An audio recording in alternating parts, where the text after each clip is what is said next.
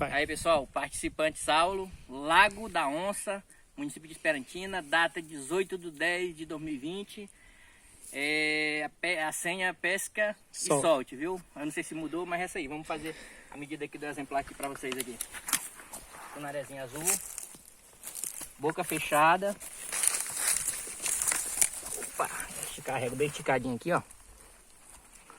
Ó, boca fechada, rabo espalmado, 40, passa aí e aqui. Beleza, certo? Aqui, ó, 42 centímetros, ó. 42, é isso. 42 centímetros. Vamos fazer a soltura dele aqui rapidão aqui. Vamos lá. Fazer soltura. Aí.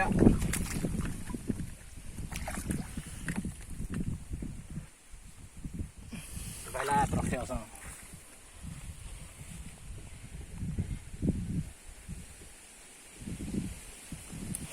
Alô?